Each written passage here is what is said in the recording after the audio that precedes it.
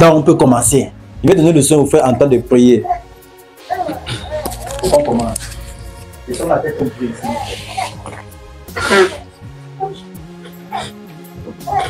Nous prions.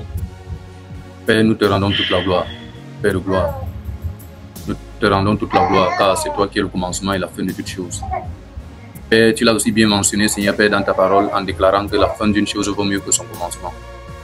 Merci, Seigneur Jésus-Christ de Nazareth, parce que tu es au milieu de nous. Merci, Seigneur, parce que tu te glorifies encore, Seigneur Père, davantage, Seigneur, parmi nous, Seigneur, et en nous, Seigneur Père, par ta grâce infinie, au nom de Jésus-Christ de Nazareth.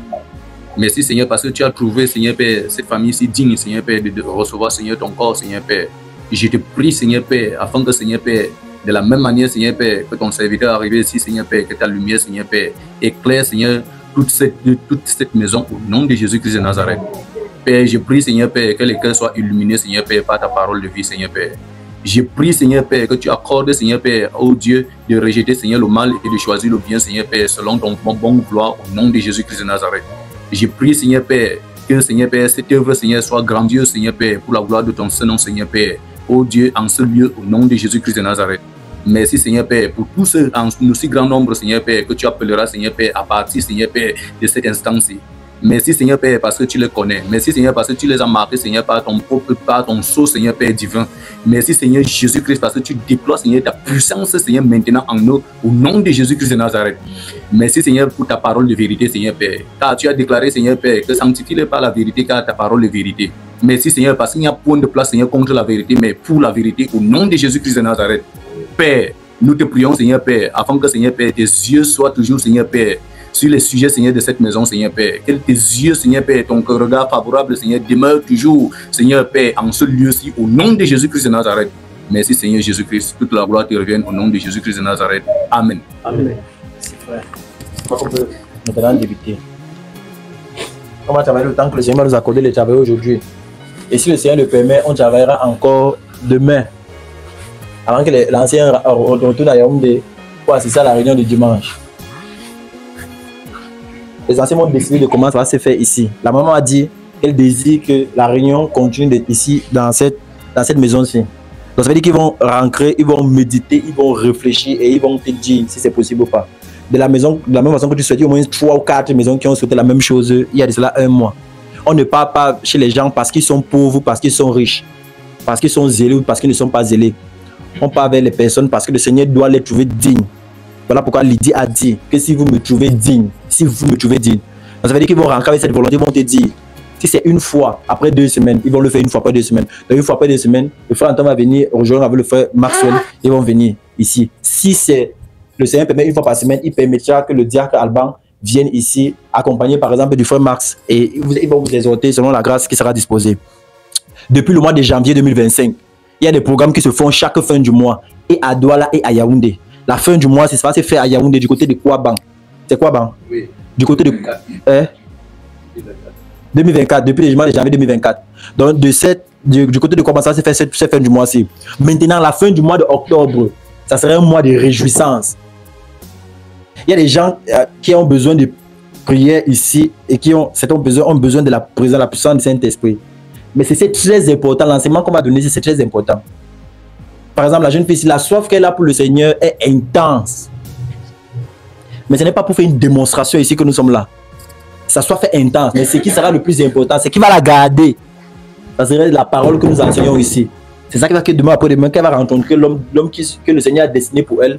Elle va se souvenir au moins que voici ce que le frère Philippe va enseigner une fois. Et elle va transmettre la même chose à ses enfants. Donc, ne vous dérangez pas, on va prier. Ça, c'est clair. Peut-être pas aujourd'hui, mais on va prier, il faut qu'on prie. Il faut qu'on prie vraiment. Donc, la fin du mois d'octobre, ça c'est fait ici à Douala. Il faudrait que vous soyez là. Il y a des groupes. Toi, par exemple, si tu le souhaites, on t'introduit dans le groupe. Il y a un programme à suivre. Pareil ici. Tu comprends, n'est-ce pas? Donc, tu n'as qu'à donner, tu n'as qu'à écrire à la sœur, tu n'as qu'à écrire d'accord, on va introduire dans les groupes. Et dans les groupes, il y a un système de fonctionnement, il y a une façon de fonctionner qui nous a été donnée. Et on suit ça depuis le mois de janvier 2024. Alléluia. Ils vont décider, comme ils sont là, ils vont partir, de méditer, mais ils ne vont pas vous laisser comme ça. Certainement, la semaine prochaine, ils vont faire le programme de la fin du, le programme de la fin du mois. Et après ça, peut-être ils vont venir ici pour un week-end ou bien pour 1 jour, 2 jours, pour travailler avec vous. Et le frère Maxwell avec les anciens vont décider peut-être d'envoyer de temps en temps le diable pour vous exhorter. pour travailler avec vous, vous entretenir, animer ces ailes et ne vous dérangez pas. Ce ne sont pas les enfants que vous voyez là. Il n'y a pas d'enfants ici. Au moins, si une personne est capable de renverser au moins 1000 personnes, ne vous dérangez pas. C'est parce qu'il me permet de me mettre debout. Mais sinon, ne vous dérangez pas. Chaque personne a une grâce particulière qui lui a été donnée. Amen. Donc, si le Seigneur le permet, si vous avez des questions, vous posez des questions. Si vous n'avez pas de questions, il faut qu'on regarde un point dans les Écritures. Et je crois que c'est un point très important. Au vu de là où vous sortez, il est notoire qu'on regarde ce point dans les Saintes Écritures. Si le Seigneur le permet, bon, on peut... Bon, regardons même, on peut regarder ça.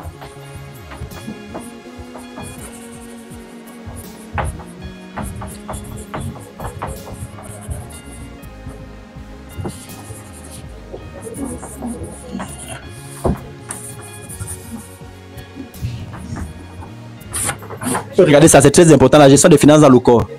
Oui. Il faut chercher les lunettes. On va regarder ça, c'est très important. Beaucoup de personnes qui sont des dominations, quand ils arrivent au milieu d'une deviennent chiche. C'est ça notre bon Max. Excusez, je ne connais pas bien écrit le français. C'est gestion des finances dans le corps. L'argent, le money, ton cap. Comment on gère ça dans le corps? De quoi est-ce qu'il est question? Je préfère qu'on commence par là. Parce que c'est très important. Et là, il y avait un point des gens au milieu des amis tout en commun. La grâce de Dieu se manifeste puissamment parce qu'il n'y avait pas de Dieu au milieu d'eux. Donc, ne pensez pas quand vous venez ici, là, il n'y a pas de données, ça n'existe pas. Il n'y a pas de service de Dieu sans donner. Il faut donner de la bonne façon. Il n'y a pas de service de Dieu sans donner. Mais il faut savoir à qui, quand, comment donner. C'est pour ça qu'il faut qu'on enseigne là-dessus. Parce que beaucoup de personnes qui sortent de différents milieux, lorsqu'ils arrivent dans la sainte vérité, dans la vérité, ils méprisent ce principe et qui est clair. Celui qui sait un peu moissonne peu. Et par contre, il y a peu de moissons. Pourquoi? Parce que ces choses ne sont pas enseignées de la bonne façon. Il est dans nous toi qu'on enseigne ceci pour que vous puissiez comprendre comment on gère l'argent dans le corps. Vous allez savoir ce que la Bible en dit. Donc ne croyez pas que vous allez venir ici, on va parler de non, on va parler de l'argent. Et il faut qu'on parle de l'argent. C'est important. Très important. Donc, avant qu'on ne commence ça, si vous avez des questions dans le public, on répond. Parce que pendant que j'étais en train de chercher la face du Seigneur vous concernant, il m'a été donné de travailler ceci avec vous. Et ce sera valable pour toutes les personnes. Toutes les personnes, je m'adresse aussi aux anciens, toutes les personnes qui vont venir doivent connaître ça. Il n'y a pas de service de Dieu sans donner, ça n'existe pas. Maintenant, donner où, quand, comment, c'est ce qu'il faut savoir. L'argent est aussi bon à moi. Je pouvais aussi prêcher comme ça que vous finissez comment vous me donnez l'argent. Non. Mais je dois prêcher ce que la Bible enseigne. Donc, si vous avez des questions, en attendant qu'on regarde ça, si vous avez des questions, la lumière te dérange. Tu peux te rapprocher. Tu peux même venir t'asseoir ici, là. En regardant le tableau, il y aura un manque de lumière.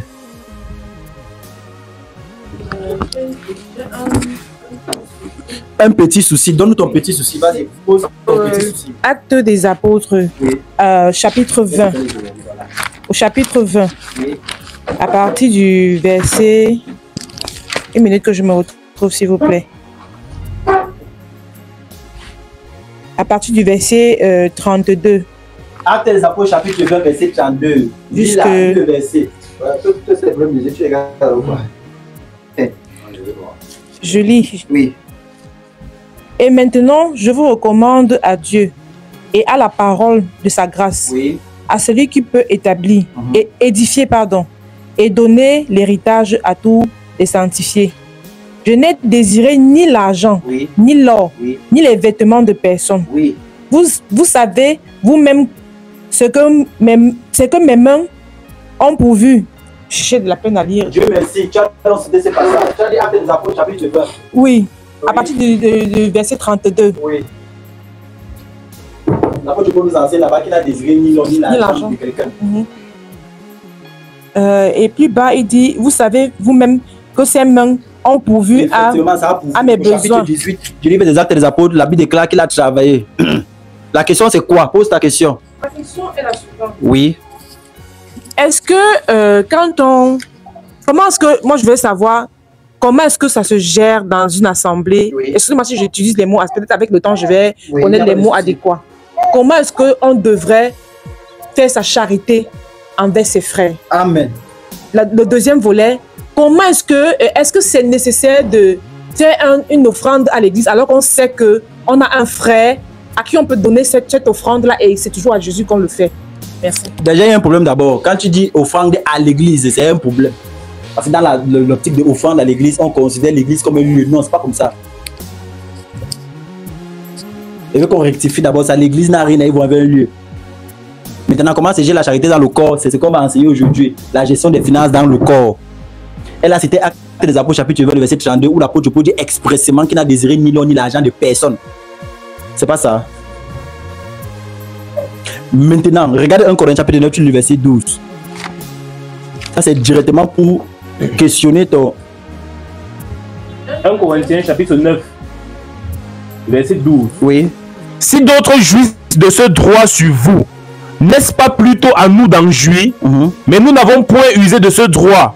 Au contraire, nous souffrons tous afin de ne pas créer d'obstacles à l'évangile de Christ. Oui. Tu as suivi. Reprends d'abord là-bas. 1 Corinthiens chapitre 9, le verset 12. Si d'autres jouissent de ce droit sur vous, Oui. n'est-ce pas plutôt à nous d'en jouir? Oui. Mais nous n'avons point usé de ce droit. Au contraire, Oui. nous souffrons tous afin de ne pas créer d'obstacles à l'évangile de Christ. Continue. Verset 13. Ne savez-vous pas que ceux qui remplissent les fonctions sacrées sont nourris par le temple? Oui. Que ceux qui servent à l'autel ont part à l'autel? Oui. De même aussi, le Seigneur a ordonné à ceux qui annoncent l'évangile Oui. de vivre de l'évangile. De vivre de l'évangile. Alléluia. Le Seigneur a dit à ceux qui annoncent l'évangile de vivre de l'évangile. Voilà quelqu'un qui annonce l'évangile dans Actes des Apôtres chapitre 20 qui dit clairement que lui n'a désiré ni l'or ni l'argent de personne. Ça vaut le thème qu'on va travailler là-dessus. Maintenant, comme elle entre là-dessus, je peux directement lui montrer que malgré le fait que c'est dit là-bas qu'il a désiré ni l'or ni l'argent de personne, il s'adressa à des personnes spécifiques. Philippiens chapitre 4 verset 12. Philippiens 4 verset 12. Il est écrit: Oui. je sais vivre dans l'humiliation et je sais vivre dans l'abondance. Oui. En tout et partout, j'ai appris à être rassasié et à avoir faim. Oui. À être dans l'abondance et à être dans la disette. Ça, c'est l'apôtre Paul qui est en train de parler. Continuons, oui. Verset 13. Je puis tout par celui qui me fortifie. Verset 14. Cependant, vous avez bien fait de prendre part à ma détresse. Vous le savez vous-même. Il est en train de dire aux frères que vous avez bien fait, il parle aux Philippiens, de prendre part à ma détresse. Il va dire là-bas aux Éphésiens qu'il n'a désiré ni l'argent ni l'or de personne. Vas-y, continue. Verset 15. Vous le savez vous-même, Philippiens, au commencement de la prédication de l'évangile, lorsque je partis de la Macédoine, Oui. aucune église n'entra en compte avec moi pour ce qu'elle donnait et recevait. Ensuite, Vous fûtes les seuls à le faire, Oui. car vous m'envoyâtes déjà à Thessalonique et à 2 reprises de quoi pourvoir à mes besoins. Amen. Donc, aux Philippiens, les Philippiens ont pourvu jusqu'à 2 fois aux besoins de l'apôtre Paul. Il dit de l'apôtre Paul, ils ont pourvu à 2 fois. C'est ce que nous enseigne la discussion, n'est-ce pas? Amen. Regarde le chapitre 11 de Corinthiens, le verset 9. C'est pourquoi la Bible n'est pas enseignée dans son entièreté. On prend ici, on déforme, on glisse ici. Ceux qui sont contre l'argent vont prêcher comme ça. Ceux qui sont pour l'argent vont prêcher comme ceci. C'est pas ça, bon, Max. Il faut que les gens comprennent qu'ils ont donné à l'apôtre Paul, ils ont pourvu par 2 fois. Dans 1 Corinthiens chapitre 11, la Bible déclare là-bas, écoute. Verset 9. Oui. Car les frères venus de la Macédoine Oui. ont pourvu à ce qui me manquait. Oui. En toute chose, je me suis gardé de vous être en charge. Donc tu vois donc qu'il y a certaines personnes à qui l'apôtre Paul ne souhaitait absolument pas être en charge. Il y a des personnes qui avaient la bonne accepter de prendre. Il faut d'abord faire la différence. C'est-à-dire qu'il n'y a pas de verset de la Bible qui interdit de donner. Mais donc c'est le comment donner qui est un problème. Pourquoi? Parce que ce qu'on va vous enseigner aujourd'hui, c'est ce qu'on appelle la libéralité. C'est ce qu'on enseigne la libéralité. Parce qu'il est notoire que les gens doivent connaître que dans l'œuvre de Dieu, il y a un type de personnes. Ce sont des enseignants. La Bible déclare que il est doux, il est beau, les pieds de ceux qui annoncent l'évangile de paix. Ce n'est pas tout le monde qui est enseignant. Tout le monde n'est pas docteur. On a cité dans ces passages en présent les apôtres, les prophètes, les évangélistes, pour le perfectionnement des... Tout le monde n'est pas pareil. Vous êtes d'accord avec moi? C'est ceux qui sont appelés qui ont ces fonctions-là.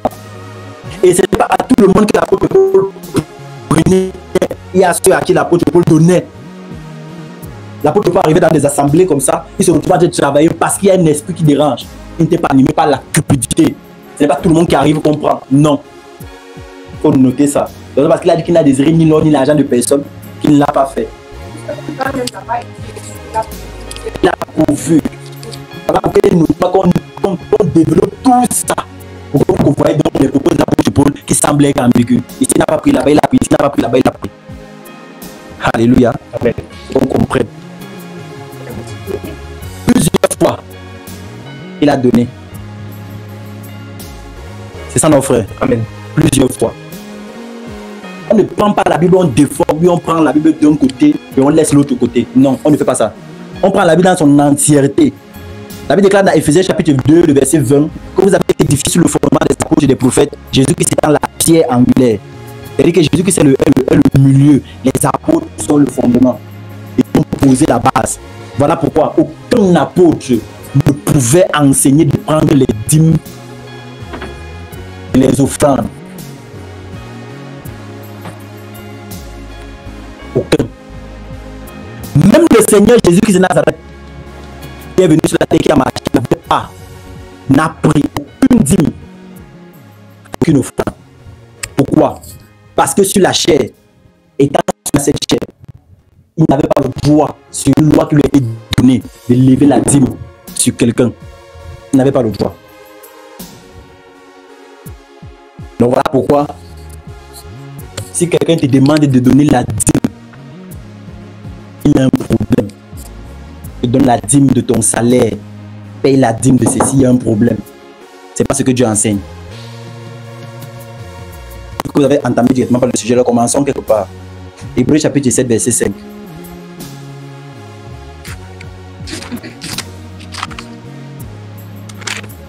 Hébreux chapitre 7, verset 5. Frère, tu vas lire là-bas doucement. Écoutez très attentivement. Hébreux chapitre 7, le verset 5. Oui. Ceux des fils de Lévi, Oui. qui exercent le sacerdoce ont d'après la loi l'ordre de lever la dîme sur le peuple, c'est-à-dire sur leurs frères, qui cependant sont issus des règnes d'Abraham. Dans ce Hébreux chapitre 7, le verset 5, on retient le mot premièrement, le mot sacerdoce. On retient le mot Lévi. N'est-ce pas?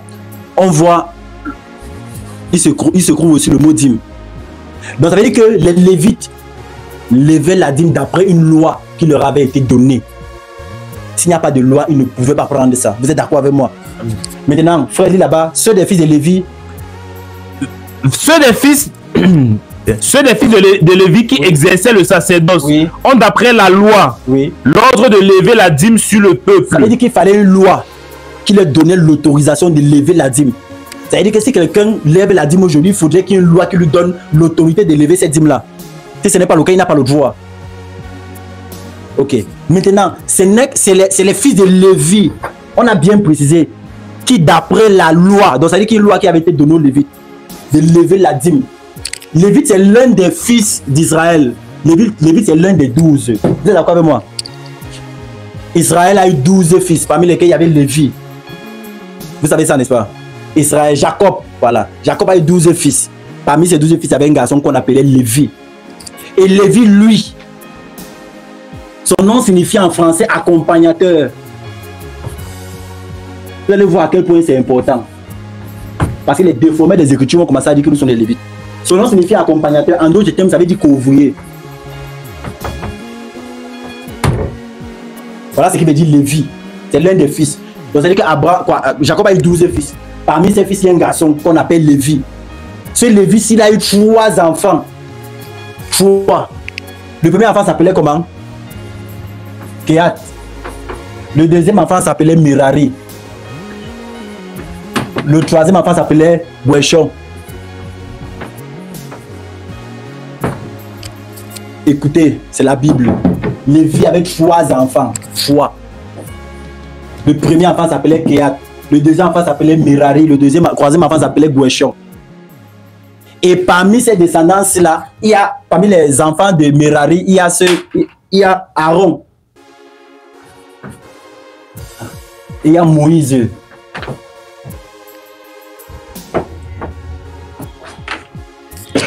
Il faut qu'on comprenne ça.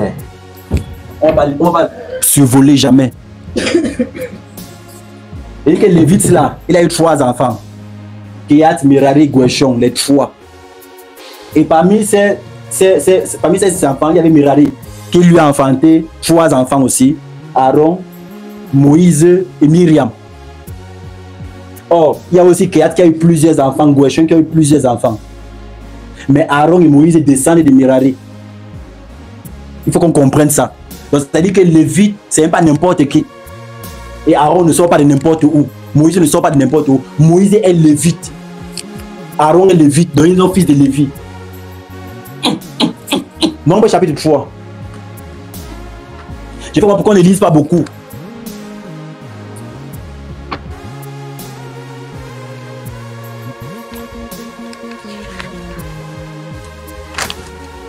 On va expliquer juste quand vous allez comprendre le pourquoi Dieu a choisi les Lévites.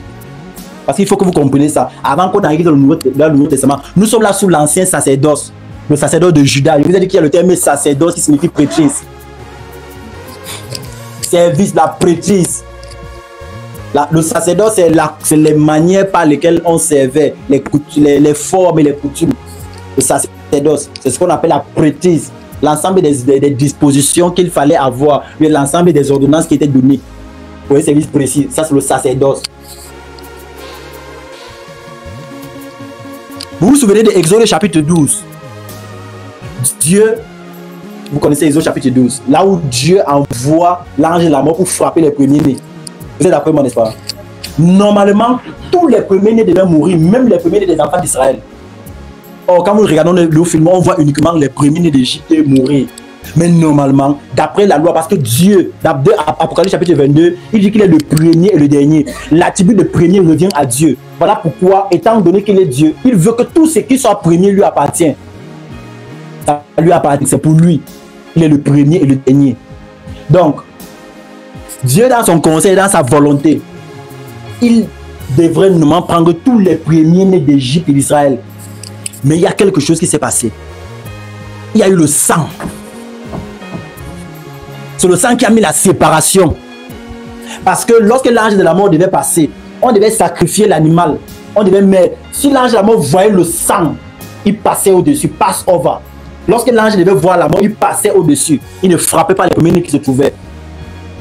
Maintenant, l'ange de la mort a traversé, il allait prendre tous les premiers-nés des enfants d'Égypte. Les animaux, les bétails, tout le monde, tous les premiers-nés sont morts.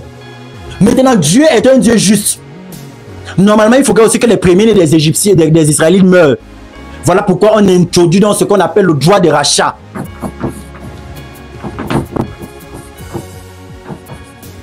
Si vous avez ça, vous buvez l'eau. On n'a pas encore commencé.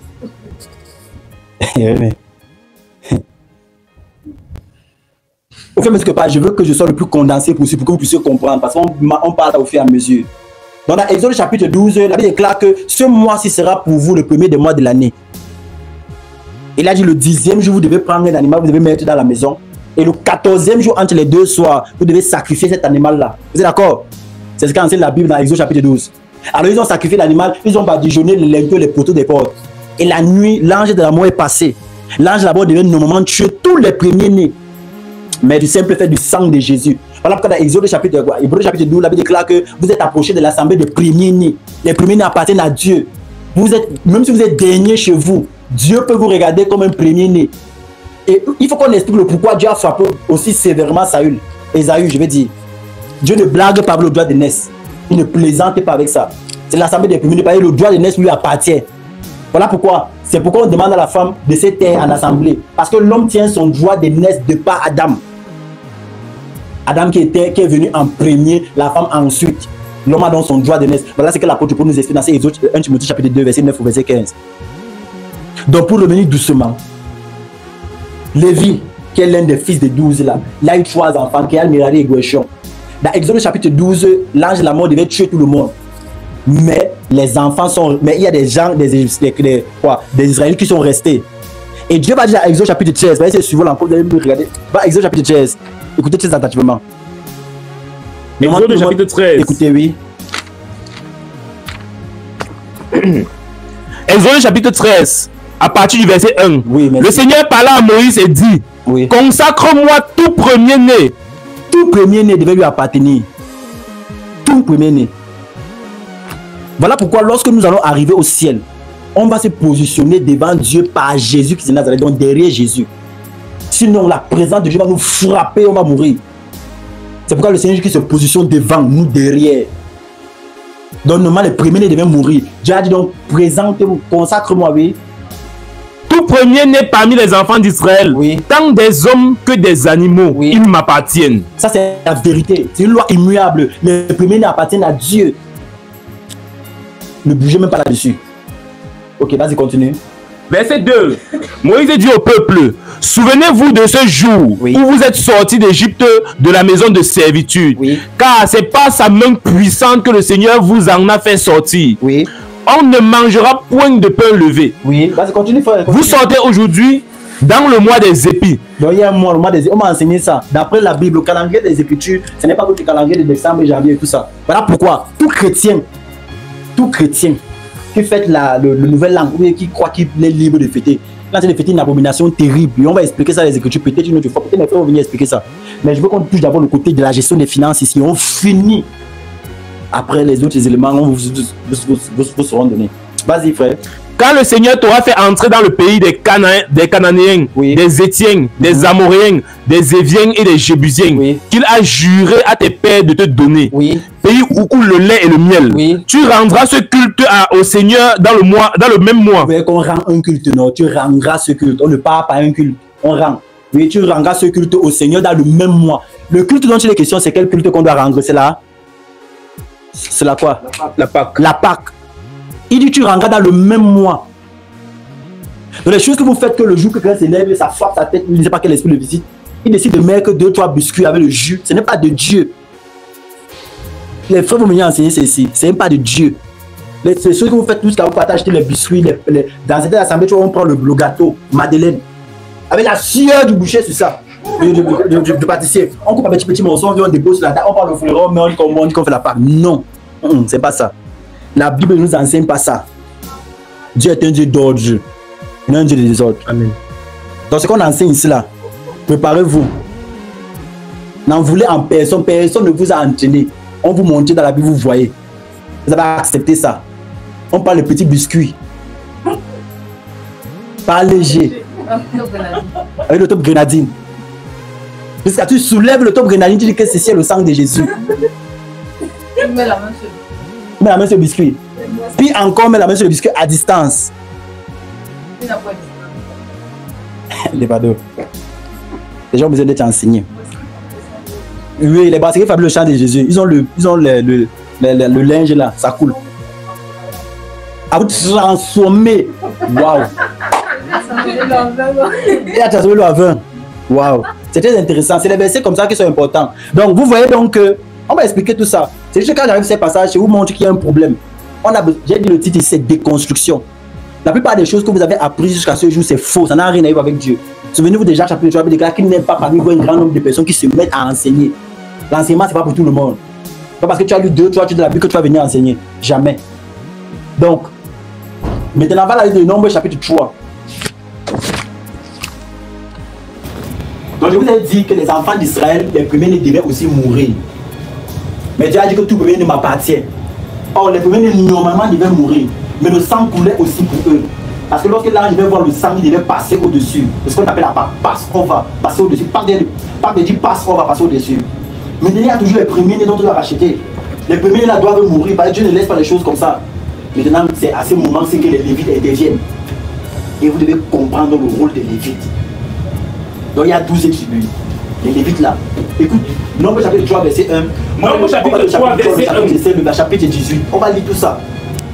Nombre chapitre 3, le verset 1. Oui. Voici la postérité d'Aaron et de Moïse.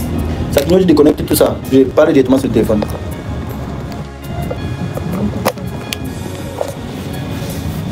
Oui. Voici la postérité d'Aaron et de Moïse, au temps où le Seigneur parla à Moïse sur la montagne de Sinaï. Attends d'abord, si vous m'écoutez parfaitement, veuillez laisser un message s'il vous plaît. Si vous m'écoutez parfaitement maintenant, veuillez laisser un message s'il vous plaît. Oui, frère, vas-y. Verset 2. Voici les noms des fils d'Aaron. Nadab, le premier-né, Abihu, Éléazar et Ithamar. Ce sont là les noms des fils d'Aaron qui reçurent l'onction comme sacrificateurs, oui, et qui furent consacrés pour l'exercice du sacerdoce. Donc ça veut dire que Aaron, écoutez très attentivement, a eu 4 fils. 2 sont morts. Dieu a tué 2. Parce qu'ils se sont approchés, dans Lévitique chapitre 18, à partir du verset 1 au verset 10 là-bas, ils se sont approchés de la maison de la tente d'assignation avec un feu étranger. Dieu les a calcinés sur le champ. Dieu. Il reste donc 2 fils, qui est Nadab et Abihu mourut devant le Seigneur. Oui. Lorsqu'il apportait devant le Seigneur du feu étranger dans le désert de Sinaï. Oui. Il n'avait point de fils. Oui. Éléazar et Ithamar exerçaient le sacerdoce en présence d'Aaron. Ça veut dire donc, voilà Aaron. Il a eu 4 fils, vous êtes d'accord? Parmi ces 4 fils, 2 sont morts, 2 autres sont restés. Éléazar et Ithamar. Et monsieur qu'on appelle Ithamar. Normalement, il y a Nadab ici, il y a Abihu, ils sont morts. Et ils sont morts, ils n'avaient pas d'enfants. Donc on a conservé les 2 ici. La loi ne blague pas. Quand ils rentraient de la déportation, on prenait le livre, on te dit que ton père c'est qui? Tu ne connais pas, on te met de côté. Ton père c'est qui? Tu as lesquelles tribus? Tu ne connais pas, on te met de côté. On ne blague pas. Voilà pourquoi je cite ces choses avec beaucoup de minutie. Pour que vous compreniez que la loi ne plaisantait pas. Donc quand un pasteur s'élève, il prend la dîme, il demande à ses fidèles de payer la dîme, il a un problème. Il ne comprend rien des Saintes Écritures. Parce que la loi ne plaisante pas. La Bible nous enseigne dans le livre de Actes des Apôtres chapitre 4 qu'il y avait Barnabas qui était un lévite. Mais lui là-bas, c'est lui qui a plutôt donné au lieu de prendre. C'est-à-dire qu'il comprenait clairement que les lévites de moi, c'était terminé. Donc, vous voyez que nous sommes là sur les lévites. Donc là, Éléazar et Ithamar qui ont le droit d'exercer. C'est-à-dire que Éléazar et Ithamar partageaient ce qu'on appelle la sacrificature. Et la sacrificature suprême. Donc, c'est-à-dire que d'Éléazar et d'Ithamar découlait le souverain sacrificateur et les sacrificateurs. Maintenant, tous les restes des Lévites étaient donnés. On a donné à Éléazar et Ithamar en pur droit. C'est-à-dire que Dieu a pris les Lévites, il a donné à Éléazar et Ithamar que prenaient les Lévites. Ils vont te servir dans le sacerdoce. Ils vont faire ceci, ils vont partir là-bas, ils vont faire ceci. Voilà pourquoi dans l'église, il n'y a pas les histoires de chantres.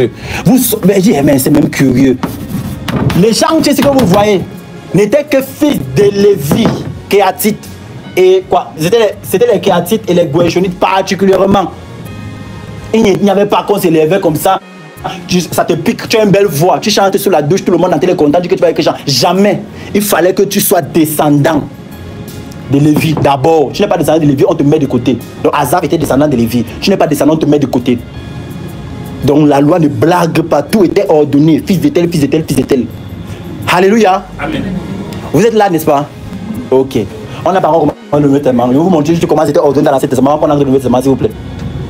Est-ce que vous avez dormi en journée? Non, mais chapitre 3, vas-y, continue la lecture, frère. Verset 5. Oui. Le Seigneur parla à Moïse et dit, oui, fais approcher la tribu de Lévi, oui, et tu la placeras devant le sacrificateur Aaron pour qu'elle soit à son service. Vous voyez, n'est-ce pas? Dans la tribu de Lévi, tous les autres devaient être au service d'Aaron, au service. Mais on est toujours dans la tribu de Lévi. Lévi signifie qu'ouvrier. Et vous allez voir le pourquoi. Continuez la lecture, frère.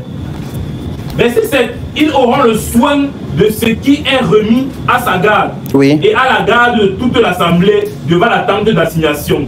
Ils feront le service du tabernacle. Oui. Ils auront le soin de tous les ustensiles de la tente d'assignation. On a dit les Lévites.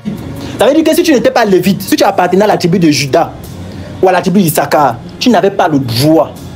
Et tu tentais, je t'ai frappé. Voilà pourquoi Jésus, n'étant pas descendant de Lévi, rien n'a été dit sur lui. Sinon, Psaume chapitre 104, la Bible déclare, tu es sacrificateur pour toujours selon l'ordre de Melchisedec. Il faut qu'on regarde ça, s'il vous plaît. Non, laisse, on va regarder ça, ne c'est rien, ne te dérange pas. Tu vas noter, tu vas noter. Vous allez noter, ne vous dérangez pas.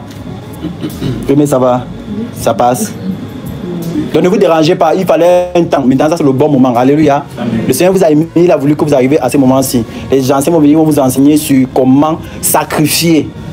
Pas les sacrifices de poche d'argent qu'on vous a appris, non, mais le véritable sacrifice, offrir ses membres, la sanctification, tous les éléments qui sont mentionnés dans Hébreux chapitre 6, les 3 premières versions, on va vous apprendre ça, comment ça fonctionne, comment c'est Dieu, comment on prie, comment ainsi de suite, le voile, la décence de la femme, tous ces éléments, on va venir enseigner ça ici. Et vous allez soit accepter, soit ne pas accepter. Nous, on a fait pour nous. Donc, on continue la lecture, frère. Tu vas lire d'abord jusqu'au verset 13. Tu vas lire le verset 32. Après, tu vas lire à partir du verset 40. Amen.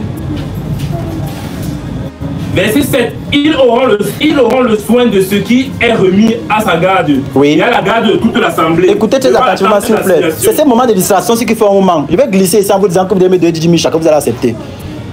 Soyez très attentifs, c'est très important ça.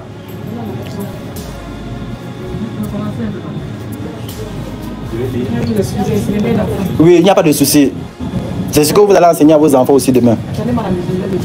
Vas-y, frère. Verset 8. Oui. Ils auront le soin de tous les ustensiles de la tente d'assignation. Oui. Et de tout ce qui est remis à la garde des enfants d'Israël. Oui. Ils feront le service du tabernacle. Oui. Verset 9. Oui. Tu donneras les Lévites à Aaron et à ses fils. C'est un mot fort. On dit tu donneras les Lévites. Oh, Aaron c'est aussi un Lévite, n'est-ce pas? Mais c'est un Lévite à part choisi par Dieu, sur qui l'onction de la sacrificature coule.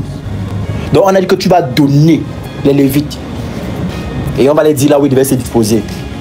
Nous sommes alors sur les Lévites. Parce que Hébreux chapitre 7 verset 5 dit que ils ont la loi pour prendre la dîme. On est les Lévites, on n'a pas cité quelqu'un d'autre. Donc si tu étais d'Isaac, tu avais fait n'importe comment, tu n'as pas le droit de prendre la dîme. Voilà pourquoi, lorsque Jésus se tient sur le tronc d'arbre, où il est assis et que la veuve vieille se tient, Jésus ne prenait pas les offrandes, s'il vous plaît. Le tronc d'arbre a été instauré dans ces 2 Rois chapitre 12 au temps de Josias. Il faut qu'on regarde ça. Jésus qui n'était pas en train de prendre l'argent, il était aussi en train de regarder, il était dans le temple, il tentait de voir, parce qu'il n'avait pas, étant dans la chair, le droit de lever la dîme. Il avait déjà levé la dîme à Melchisédek. Il ne pouvait donc pas le faire. Voilà pourquoi on va donc glisser, tomber sur la libéralité, l'importance de la libéralité. Et les conséquences des chrétiens chiches, parce qu'il faut qu'on dise ça. Parce que si on vous prêche ça de la mauvaise façon, vous allez devenir chiche très mal. Donc il faut qu'on prêche ça de la bonne façon, pour que vous voyez les bienfaits qui sont derrière. Le fait de donner à qui, comment, quand.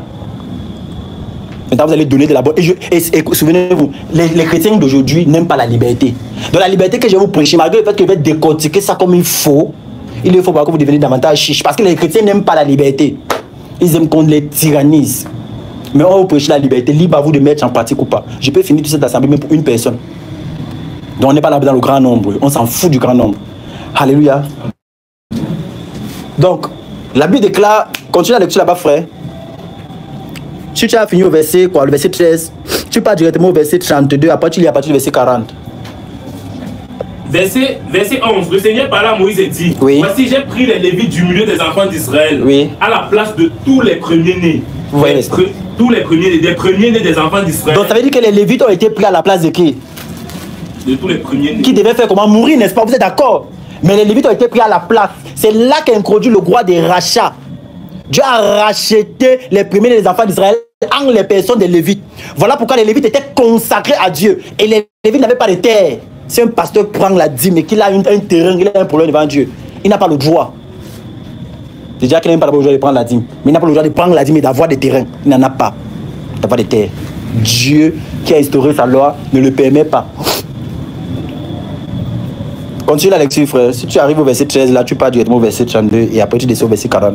Verset 13. Car tout premier-né m'appartient.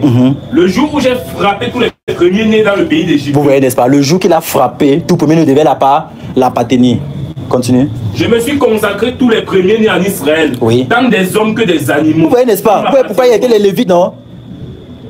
Vous voyez le pourquoi, comprenez, n'est-ce pas? Donc, le jour que Dieu a lâché l'ange de la mort, là, tout le monde devait, tous les premiers-nés devaient mourir. C'est son droit. Il devait récupérer tout ça. Mais le sang est venu couvrir. Voilà pourquoi le sang de Jésus va couler pour un temps. Il ne va pas couler pour toujours, ça va couler pour un temps. Vas-y, continue, frère. Verset 32. Oui. Le chef des chefs des Lévites était Éléazar. Éléazar parce qu'il était le premier-né. Il était chef des chefs des Lévites. Quand vous allez à partir du verset 30, on va répartir donc les familles des Lévites en différents groupes. Et parmi ces groupes-là, il y avait les chefs. Et Éléazar était le chef des chefs du groupe des Lévites. Vas-y. Fils du sacrificateur Aaron, Oui. il avait la surveillance de ceux qui étaient chargés des soins du sanctuaire. Oui. De Merari, descendant. Non, stop là-bas. Vas-y, continue à verset 40. J'ai expliqué ça. Va au verset 40 directement. On va voir le rachat de Lévi là. Verset 40. Oui. Le Seigneur dit à Moïse, Oui. fais le dénombrement de tous les premiers-nés mâles parmi les enfants d'Israël. Donc, ça veut dire qu'on devait faire le dénombrement de tous les premiers-nés mâles parmi les enfants d'Israël. Et après, on devait faire le dénombrement de tous les Lévites à partir de l'âge de 1 mois. Maintenant, c'est tout à fait normal que le nombre des enfants d'Israël va dépasser. Et il va égaliser pour le rachat. Et le reste qui est en supplément, ils vont payer selon le cycle du sanctuaire. Et par conséquent, les premiers-nés seront rachetés. C'est pas que vous ne pouvez pas commencer, vous allez crier de joie. C'est encore mystérieux pour vous. On me fait comprendre qu'on a racheté des premiers-nés. Vas-y, continue. Depuis l'âge d'1 mois et au-dessus. Oui. Et compte-les d'après leur nom. Oui. Tu prendras les Lévites pour moi. Oui. À la place de tous les premiers-nés des enfants d'Israël. Voilà. Et le bétail des Lévites à la place de tous les premiers-nés du bétail des enfants d'Israël. Oui. Moïse fit le dénombrement de tous les premiers-nés parmi les enfants d'Israël selon l'ordre que le Seigneur lui avait donné. Oui. Tous les premiers-nés mâles dont on fit le dénombrement en comptant les noms depuis l'âge d'1 mois et au-dessus. Oui. Furent 22 273. Oui, oui, frère. Les Lévites. Verset C'est les Lévites qui sont 22 000. 22 000, on dit tous les premiers-nés mâles dont on fit le dénombrement en comptant depuis l'âge d'1 mois, puis 22 273. Oui. Continue. Verset 44, le Seigneur parla à Moïse et dit, prends les Lévites à la place de tous les premiers-nés des enfants d'Israël. Oui. Et le bétail des Lévites à la place de leur bétail. Oui. Et les Lévites m'appartiendront, je suis le Seigneur. Oui. Pour le rachat des 273 qui dépassent. Oui, 273 000. C'est 273 qui dépassent les 273 000. Voilà. C'est 273 000 qui dépassent. Non, 273 qui dépassent pas. Qui dépassent, n'est-ce pas? Amen. Il y a 273 qui dépassent. Amen. Écoutez très attentivement. Je ne plaisante pas avec ces choses-ci. Il y a un nombre qui dépasse. Et le nombre là doit aussi être racheté. Le droit de rachat, il faut qu'on enseigne là-dessus. Mais donc, les prémices, il fallait qu'on les rachète. Sinon, ils devaient mourir. Justement, Vas-y. parlant de prémices, je voudrais que vous me dites un peu vraiment ce que c'est qu'un prémisse. Prémices, ça veut dire les premiers de quelque chose. Les premiers fruits. Quand on dit prémices de la terre, par exemple, si tu sèmes le manioc, tu as sémé le manioc au sol. Il y a les premiers maniocs qui vont sortir peut-être avant que les autres ne sortent. On les appelle les prémices. Je ne veux pas tout, je ne veux pas tout. C'est toi que tu veux tout à fait. Bon, je vais te donner un exemple. Attends, voilà comment on écrit ça. Peut-être les personnes ne sont pas là à l'école aussi là. Bon, c'est vrai aussi. C'est pas. Et après, Et Miss. Oui. Tu ne peux pas avoir, tu avais 12 ans, tu me donnes les prémices de ton salaire, ça sort d'où? Tu fais comment pour me donner les prémices que je suis vieux? Non, prémisse, ça veut dire que tu. Bon, Donc, ça veut dire que tu commences le travail aujourd'hui. Oui. Quand tu paies à la fin du mois, si tu te donnes 200 000, Oui. tu dois donner tous les 200 000. Non, pas que tu dois donner, c'est ça qu'on appelle prémisse. Ne dis pas que tu dois donner tous les 200 000. C'est un autre français. Nous sommes en train de définir ce qu'on appelle prémisse. Donc, ça veut dire que ton premier salaire là, c'est les prémices de ton salaire. Est-ce que tu comprends? Ça veut dire donc que. Attends, vous êtes d'accord que le prémisse, c'est le premier. On n'a pas dit de donner. Premier, oui. Voilà. Bon, maintenant, notre question, en fait, ma question, et je vois que c'est dans le même sens qu'elle partage avec moi. Est-ce que c'est dit que les prémices de ton salaire de ton activité, doivent revenir à Christ? Je ne sais pas trop. Regarde, C'est bon mot. d'après ce que la Bible nous enseigne, Oui. les prémices devaient revenir aux Lévites, d'après la Bible. Nous sommes encore sur les Lévites. Ce sont eux qui devaient avoir les prémices. Maintenant, ce sont eux uniquement qui avaient ce droit. On parle d'un droit. Dans la Nouvelle Alliance, ce n'est pas ça. Et voilà pourquoi quelqu'un qui vient enseigner, qui va faire les prémices, les récoltes, tout ça, ça n'a rien à voir avec la Nouvelle Alliance. C'est de l'arnaque organisée. Inconscient ou conscient. Mais il y a ce qu'on enseigne dans le Nouveau Testament. Voilà pourquoi il faut que je prêche ça. C'est très important. Parce que comme tu viens de loin là, tu pars encore très loin. Voilà, donc sache que ça c'est même rien. Donc, ce qu'on a. Les prémices, c'est rien. Il y a plus coriace que ça. On vous chatouille en demandant les prémices. On chatouille seulement. Le Nouveau Testament ne prend pas les prémices, on prend tout. Et ça, comment enseigner? Donc vous avez donné les prémices, mais vous étiez bien. C'est seulement les prémices que vous donniez. À tout, hein, avec les prémices aussi. Vous croyez qu'elle allait m'échapper? Après les prémices, ça va être les 10%, donc la dîme. Ok, donc finissons d'abord avec les Lévites, s'il vous plaît, c'est très important. Et c'est que, on va peut-être à un moment donné faire comme ça. Et les longs enseignements, on n'intéresse pas beaucoup de personnes. Non, mais. C'est important pour nous parce qu'il faudrait qu'on enlève l'équivoque qui est dans notre. Moi, parce qu'il faudrait que j'enlève l'équivoque qui est dans ma tête. D'après la Bible, qui devait recevoir la dîme? Les Lévites, qui devaient recevoir les offrandes? Les Lévites, qui devaient recevoir les prémices? Les Lévites. Point bas, d'abord là, c'est Lévite. Donc si ton pasteur veut prendre l'offrande, il a dit, te lever ça, tu lui poses la question, tu es Lévite d'abord. Si tu dis oui, tu dis de quelle famille? Tu es Kéatite, tu es de Merari, tu es de Gouéchon. Si tu dis oui, tu dis que pourquoi tu es noir? Et s'il est blanc? S'il est blanc, tu dis que forcément il y a un problème. Ben ça sort de quelque part. J'enseigne ça pour que vous compreniez que ça sort de quelque part. Donc ça veut dire que c'est même pas n'importe qui s'est levé pour venir dire que donner les prémices. Jamais. Il fallait que tu sois Lévite. Et voilà pourquoi il n'y a pas une seule dîme. Il y a 5 catégories de dîmes. Donc si on vous a enseigné qu'il y a une seule dîme, on vous a trompé d'abord, il y a au moins 5. Il y a au moins 5. Donc on va te payer le payer la dîme, tu dis je paye quelle dîme? La dîme de la dîme ou la dîme de la dîme de la dîme. C'est ce que nous enseigne la Bible. C'est parce qu'on ne peut pas donc... Si on vous développe toutes ces choses, si vous allez dire que non, dis-moi seulement combien il doit donner. C'est ce que vous aimez. On vous développe donc ça pour que vous ne dites pas que dis-moi seulement ce que doit donner. Alléluia. Amen. Vous êtes là. Vous êtes à moi. Frère, vas-y au chapitre 18 là. On sort directement l'Ancien Testament. Non, au chapitre 18.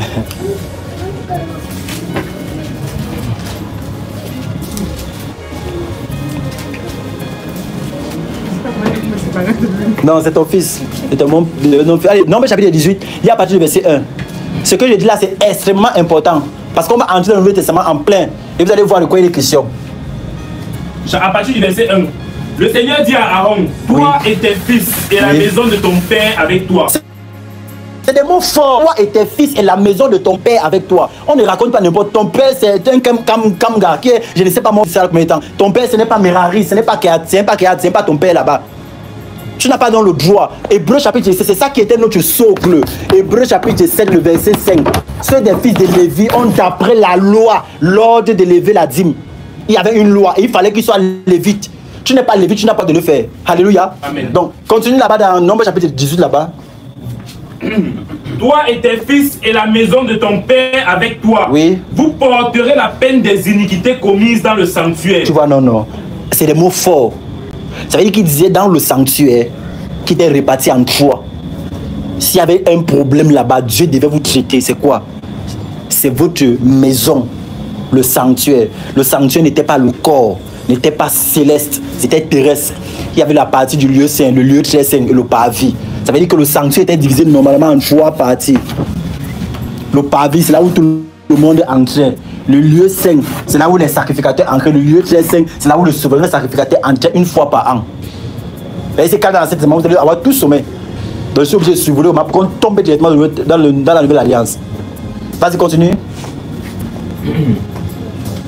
Toi et tes fils avec toi, vous porterez la peine des iniquités commises dans l'exercice de votre sacerdoce. Oui, vas-y. Fais aussi approcher de toi tes frères, la tribu de Lévi, oui, la tribu de ton père, oui, afin qu'ils te soient attachés et qu'ils te servent. Oui. Lorsque toi et tes fils avec toi, vous serez devant la tente du témoignage. Vas-y, frère, continue. Ils observeront ce que tu leur ordonneras, oui, et ce qui concerne toute la tente. Oui. Et ils ne s'approcheront ni des ustensiles du sanctuaire, ni de l'autel, de peur que vous ne mouriez, eux et vous. Ils te seront attachés, et ils observeront ce qui concerne la tente d'assignation pour tout le service de la tente. Aucun étranger n'approchera de vous. Vous observerez ce qui concerne le sanctuaire et l'autel, afin qu'il n'y ait plus de colère contre les enfants d'Israël. C'était les Lévites, on parlait aux Lévites, c'était dans le temple. Uniquement les Lévites avaient le droit de servir là-bas, uniquement. Tu n'es pas Lévite, tu ne sers pas, point barre. Tu viens, on te dit que ta famille c'est qui? Et que je suis de Juda, tu mets-toi de côté, tu n'as pas le droit d'entrer ici. C'est comme ça que ça fonctionnait. C'est-à-dire que si quelqu'un voulait t'élever la dîme, tu posais la question, tu es de quelle tribu? Il dit que tu es Lévite, oui, tu te donnes. Mais si ce n'est pas le cas, ce n'est pas possible. Il n'a pas le droit. Des prémices et autres, d'après la loi de Moïse est donnée au peuple, il n'a pas le droit. Voilà pourquoi Jésus n'avait pas le droit aussi. Moi, j'ai cherché le passage, il m'a déformé. Vas-y, continue. Verset 5. Vous observerez ce qui concerne le sanctuaire et l'autel, Oui. afin qu'il n'y ait plus de colère contre les enfants d'Israël. Oui. Voici, j'ai pris vos frères les Lévites du milieu des enfants d'Israël. Oui. Donnez au Seigneur. Ils vous sont remis en don pour faire le service de la tente d'assignation. Donc Dieu a pris les Lévites, il a donné aux enfants à Aaron et à ses fils en don. Donc c'est un peu comme si nous sommes de la même famille. Notre père s'appelle Kamdem.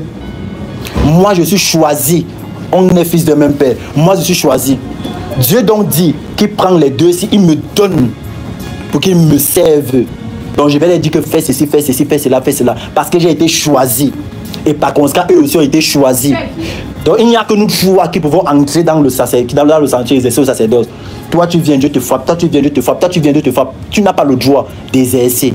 Alléluia. C'est très important. Vas-y, continue la lecture, frère. Verset 7. Oui. Toi et tes fils avec toi, vous observerez les fonctions de votre sacerdoce. Oui. Pour tout ce qui concerne l'autel et pour ce qui est en dedans du voile. Oui. C'est le service que vous ferez. Oui. Je vous accorde en pur don l'exercice du sacerdoce. Donc Dieu les a donnés. On appelle ça le pur don.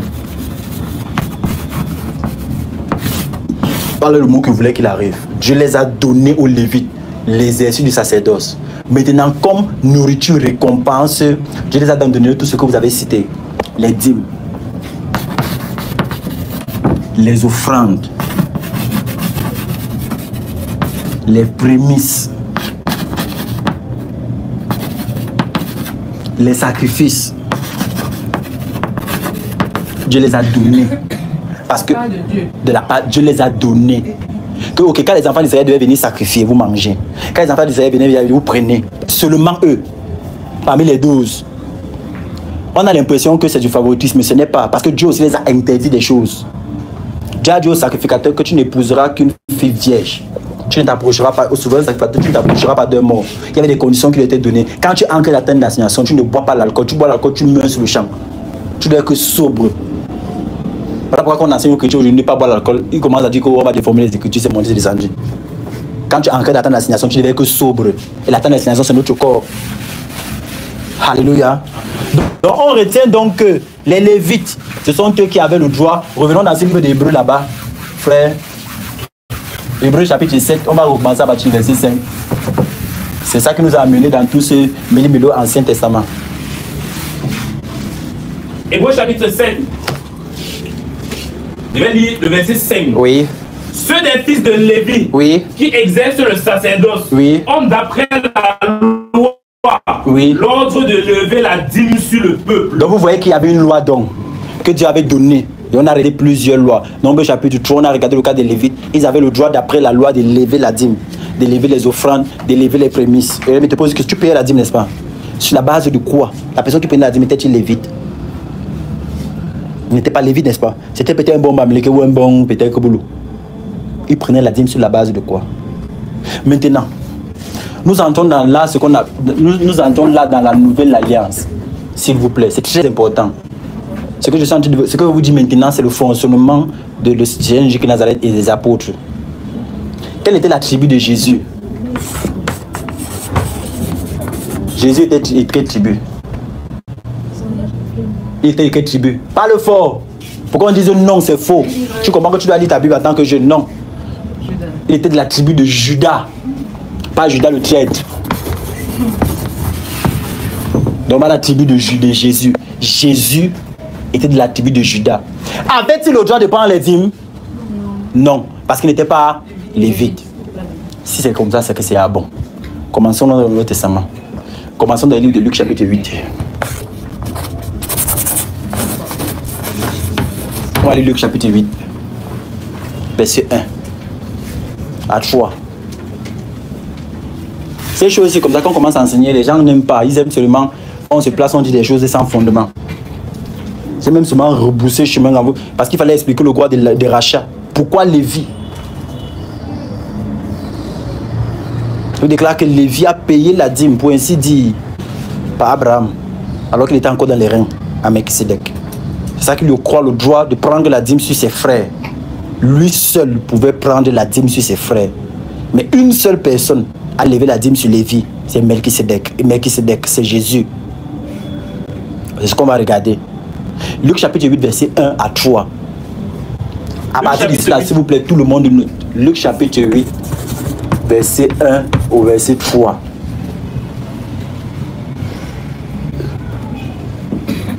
Oui, vas-y. À partir du verset 1. Oui. Ensuite, Jésus allait de ville en ville et de village en village, prêchant et annonçant la bonne nouvelle du royaume de Dieu. Les 12 étaient avec lui et quelques femmes qui avaient été guéries d'esprits malins et de maladies. 2 points. Marie dite de Magdala, de laquelle étaient sortis 7 démons. Jeanne, femme de Chouza, intendant d'Hérode. Suzanne et plusieurs autres qui l'assistaient de leur bien. Ça veut dire qu'il y avait des femmes qui faisaient quoi? Qui assistaient Jésus de leur bien. Ça, c'est la nouvelle alliance. Alléluia. C'est très important. Vous êtes avec moi, n'est-ce pas? On parlait des femmes. On parlait des femmes qui assistaient le Seigneur Jésus-Christ de Nazareth de leur bien. Ça veut dire qu'elles avaient des moyens financiers. Et il y avait des difficultés liées à l'œuvre, le transport, parce que le Seigneur Jésus louait des barques, les hôtels et tout ça. Il y avait donc, parmi les disciples de Jésus, ils avaient ce qu'on appelle la bourse. Et il y avait un individu qui gardait la bourse. La bourse, là où il y avait l'argent. Et cet individu-là se nommait... Oui, Judas. La bourse avait pour objectif de faire des achats pour des choses liées au ministère. Les femmes assistaient Jésus de leur bien. Elles ne payaient pas la dîme, ce n'est mentionné nulle part. Elles ne faisaient pas les prémices, elles ne devaient pas les forcer, serrer le cou. Elle donnait en abondance. Elle ne pouvait pas rester comme ça sans voir le Seigneur Jésus. Elle avait une difficulté, elle n'intervenait pas. Elle participait à l'œuvre. Elle assistait. Si les décateurs veulent dire que Jésus-Christ c'était un problème, ils prenaient sur le Seigneur de leur bien. Ça veut dire que l'œuvre pouvait arriver dans une ville de Samaritains, il fallait louer un hôtel, il fallait faire quelque chose. On n'avait pas besoin de venir dire, on va faire ceci. Non.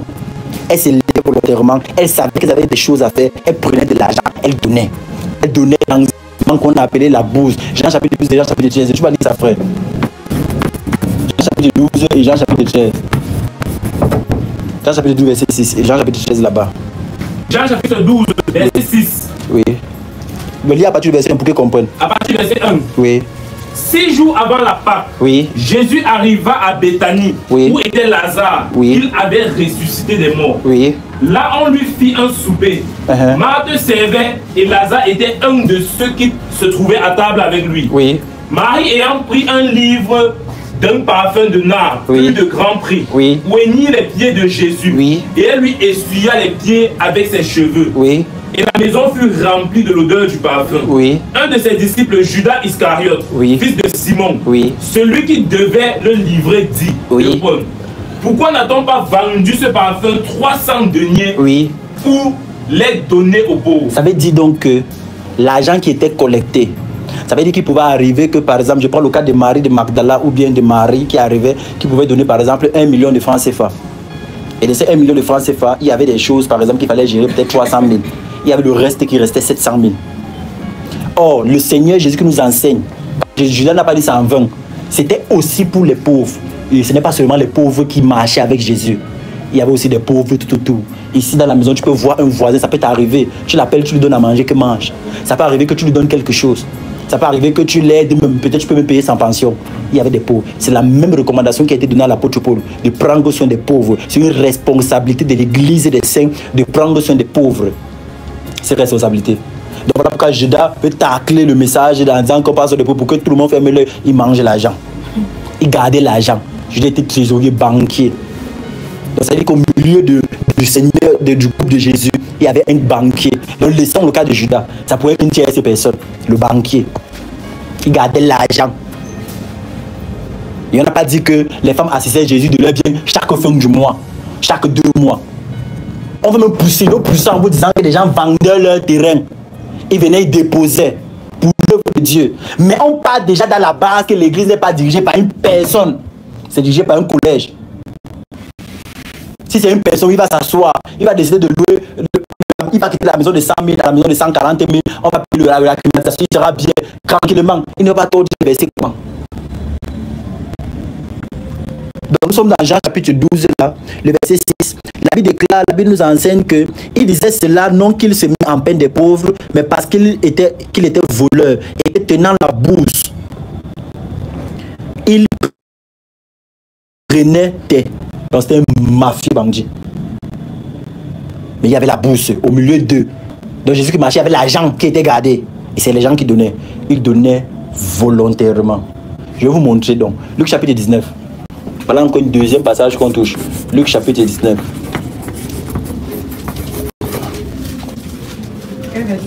On va lire les 10 premiers versets. Luc chapitre 19. Oui. À partir du verset 1. Oui. Jésus étant entré dans Jéricho, oui, traversait la ville. Oui. Et voici un homme riche appelé Zachée, oui, chef des publicains, oui, cherchait à voir qui était Jésus. Donc Zachée, c'était un collecteur d'impôts, un mafieux. Et pourtant Zachée veut dire le juste. Normalement c'est la signification de son nom. Mais c'est tu vas entrer de ces milieux au milieu des injustes. Or il a commencé à marcher avec des faussaires. Et lui-même a commencé à se mélanger les faussaires. Mais c'était un homme juste dans son fond. C'est ça qu'il dit Jacé, le pur. Continue là-dessus. Mais il ne pouvait y parvenir à cause de la foule, oui, car il était de petite taille. Oui. Il courut et monta sur le sycomore, oui, pour le voir, parce qu'il devait passer par là. Oui. Lorsque Jésus fut arrivé à cet endroit, oui, il leva les yeux et lui dit, Zachée, hâte-toi de descendre, car il faut que je demeure aujourd'hui dans ta maison. Oui. Zachée se hâta de descendre et le reçut avec joie. Oui. Voyant cela, tous murmuraient et disaient, il est allé loger chez un homme pécheur. Oui.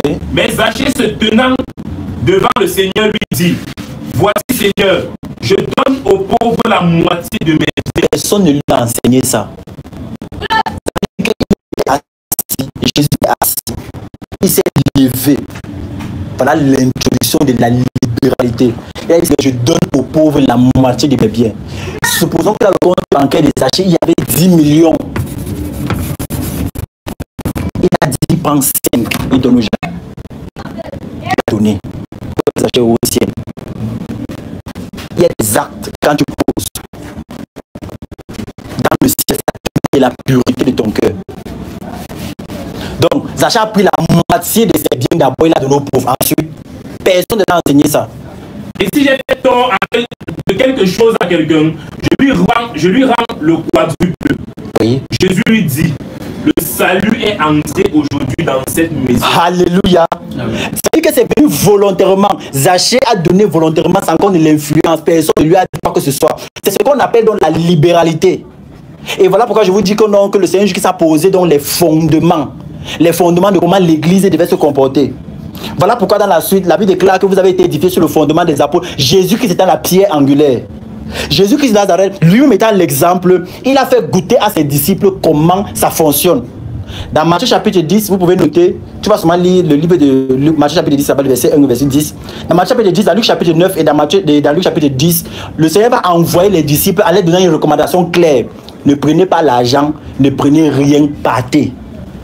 Vous allez voir comment un disciple vit. Alors quand il a demandé de partir, il ne les a pas demandé de partir, commencer à tordre les Écritures, voir comment manigancer les Écritures pour prendre l'argent aux gens. Non, les gens devaient agir par libéralité. Donc, dans Matthieu chapitre 10, le verset 10, Matthieu chapitre 10. Matthieu chapitre 10, le verset 10. Oui.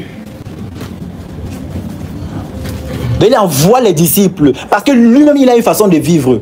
Alors lui ne peut pas prendre les dîmes et les offrandes parce que automatiquement il n'est pas de Lévi. Il ne pouvait pas. Matthieu chapitre 10, verset 10, oui. Verset 10. Oui.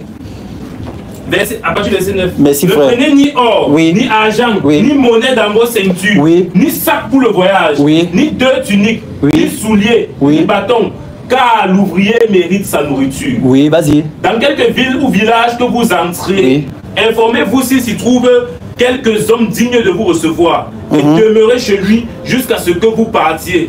En entrant dans la maison, saluez-la. Et si la maison en est digne, que votre Père vienne sur elle. Oui.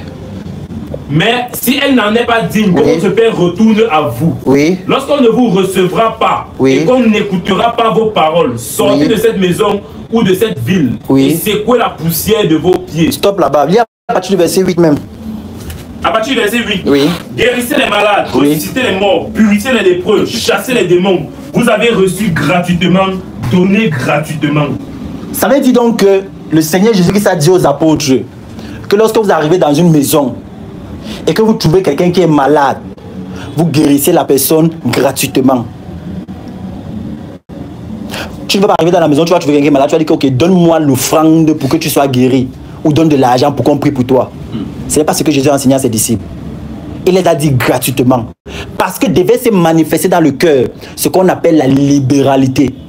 Ça veut dire que c'est tout à fait normal que les gens, voyant cette façon d'être, ont le désir de t'assister. Que ouais, tu vas dormir ou viens dormir chez moi. Tu vas manger quoi? Manger ceci. Fais cela. Prends ceci et prends cela. Maintenant, le prédicateur, voyant la disposition des cœurs, il peut accepter comme il peut refuser. Amen.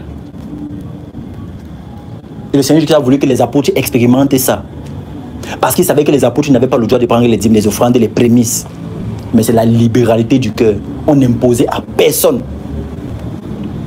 À personne, je vous le dis. Donc, j'ai donné dans ces passages de Matthieu, ces passages-là, pour que vous voyez de quoi il est question. On ne l'imposait à personne. Tout ça, c'était libéral. Donc, Jésus-Christ a posé dans le jalon. Va dans Luc chapitre 22, par exemple. Regardez dans Luc chapitre 22, quand les disciples vont venir. Luc chapitre 22.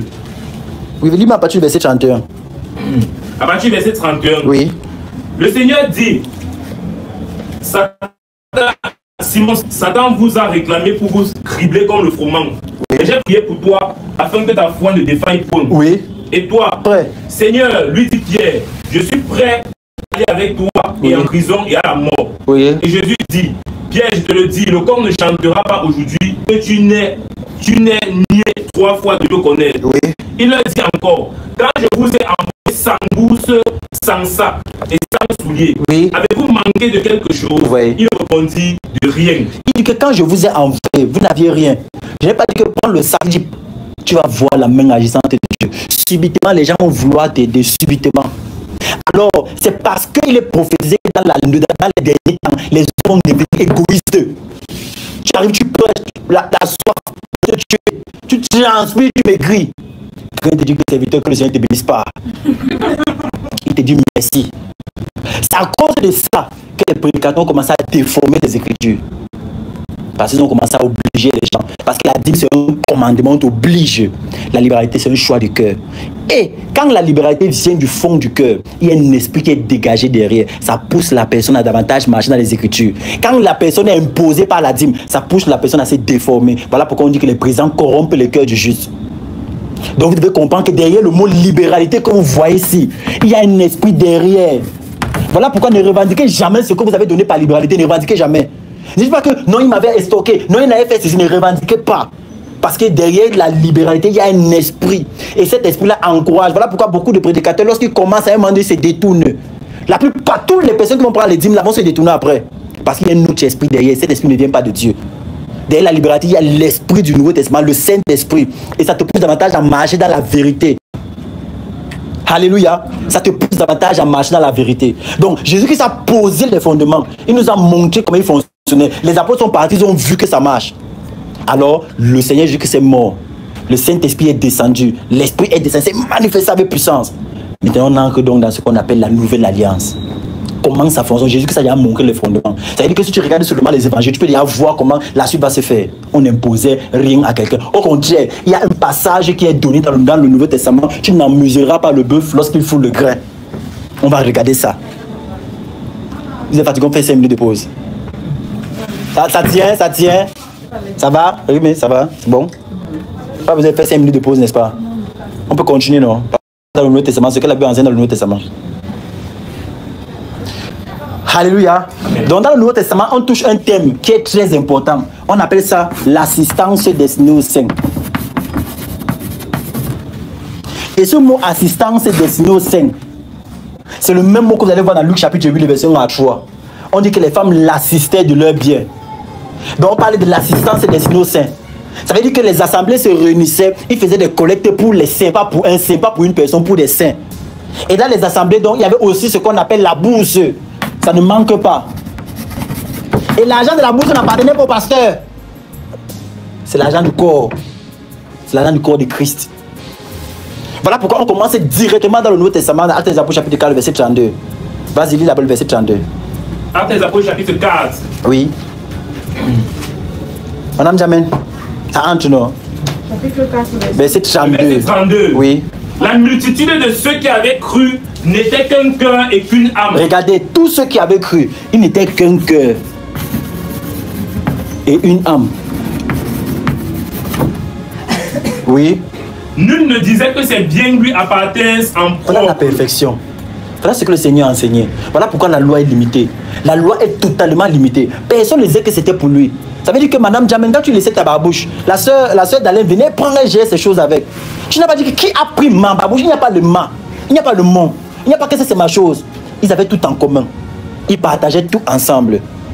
Et malgré ça, il y avait ceux qui en avaient et qui avaient les moyens, qui mettaient à la disposition ceux qui n'en avaient pas.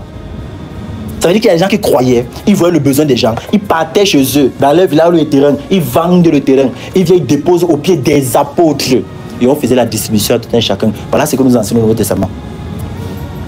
On va prendre tous les passages qui parlent de l'argent. Les passages déformés, tordus, n'importe comment, on va regarder ça. Vas-y, continue la lecture. Verset 32. La multitude de ceux qui avaient cru n'était qu'un cœur et qu'une âme. Oui. Nul ne disait que ses biens lui appartiennent en propre. Oui. Mais tout était commun entre eux. Oui. Verset 33. Oui. Les apôtres rendaient avec beaucoup de force témoignage de la résurrection du Seigneur Jésus. Oui. Et une grande grâce reposait sur eux tous. Car Il n'y avait parmi eux aucun indigent. il n'y avait pas. Tout était en commun. Tout. Voilà pourquoi quand vous allez arriver à la fin du mois d'octobre, vous allez voir comment ça se passe. Il y a des distributions qui se font aux gens qui sont dans le besoin.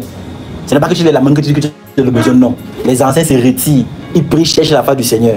Et il y a des moments où on fait donc des distributions. On donne à ceux qui sont dans le besoin, à ceux que le Seigneur choisit. C'est-à-dire qu'au lieu de dire que Antoine, la prochaine fois c'est moi, non. Tu pries dans le secret pour que le Seigneur te localise. Et le moment venu, on te donne. On prend soin du peuple, on prend soin des brebis, on prend soin du troupeau du Seigneur. Ouais, c'est pas souvent. Donc voilà comment ça se passe. L'église prend soin. Voilà comment on fonctionne. Tu dis. Ça va pas donner la parole, ça c'est bien, on n'est pas travailler. C'est dans les Écritures. On va regarder 2 Thessaloniciens chapitre 4 tout à l'heure. C'est tout ce que vous allez dire là. C'est dans les Écritures. Voilà pourquoi c'est dirigé par le Saint-Esprit. Parce qu'on va arriver à un niveau où les gens ne vont pas travailler. Ils vont décider de rester à la maison. Mais on n'a pas dit qu'on va donner à tout le monde. C'est pas ce qu'on a dit. On a dit selon les besoins. On n'a pas dit qu'on vient comme ça que tu n'es pas en train de faire. D'abord, tu peux dire que celui qui ne travaille pas ne mange pas. Ça veut dire que c'était dirigé. Voilà pourquoi ça repose sur le soin des anciens.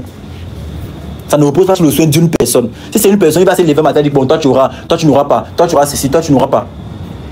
Et les distributions, c'est selon les besoins de chacun. Le Saint-Esprit peut localiser que voici la sœur qui a besoin d'un fonds même de 5 millions. On lui donne le fonds de 5 millions.